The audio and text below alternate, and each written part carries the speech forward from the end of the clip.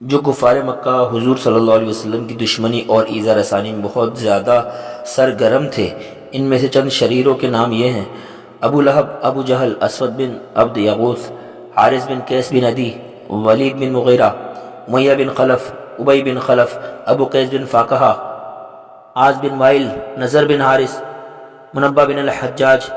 زہیر بن ابی امیہ، صائب بن سیفی، عدی بن حمرہ، اسود بن عبد الاسد، عاص بن سعید بن عاص، عاص بن ہاشم، عقبہ بن ابی معیط، حکم بن ابی العاص، یہ سب کے سب حضور رحمت عالم صلی اللہ علیہ وسلم کے پڑوسی تھے، اور ان میں سے اکثر بہت ہی مالدار اور صاحب اقتدار تھے، اور دن رات سرور کائنات صلی اللہ علیہ وسلم کی ایذا رسانی میں مصروف کار رہتے تھے، نعوذ باللہ من ذالک۔ حضور رحمت عالم صلی اللہ علیہ وسلم کے ساتھ ساتھ غریب مسلمانوں پر بھی کفار مکہ نے ایسے ایسے ظلم و ستم کے پہاڑ توڑے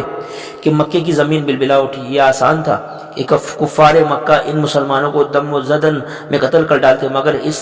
اس سے ان کافروں کے جوش و انتقام کا نشہ نہیں اتر سکتا تھا، کیونکہ کفار اس بات میں اپنی شان سمجھتے تھے کہ ان مسلمانوں کو اتنا ستاؤ کہ وہ اسلام کو چھوڑ کر پھر شرک و بت پرستی کرنے لگیں۔ اس لیے قتل کر دینے کے بجائے کفار مکہ مسلمانوں کو طرح طرح کی سزاؤں اور ایذا رسانیوں کے ساتھ ستاتے تھے،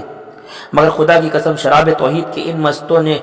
اپنے استقلال و استقامت کا وہ منظر پیش کر دیا کہ پہاڑوں کی چوٹیاں سر اٹھا اٹھا کر حیرت کے ساتھ ان بلا کے شان اسلام کے جذبہ استقامت کا نظارہ کرتی رہیں۔ سنگ دل، بے رحم اور درندہ صفت کافروں نے ان غریب و بے کس مسلمانوں پر جبر و اکراہ اور ظلم و ستم کا کوئی دقیقہ باقی نہیں چھوڑا، مگر ایک مسلمان کے پائے استقامت میں بھی ذرہ برابر تزلزل نہیں پیدا ہوا، اور ایک مسلمان کا بچہ بھی اسلام سے منہ پھیر کر کافر و مرتد نہیں ہوا۔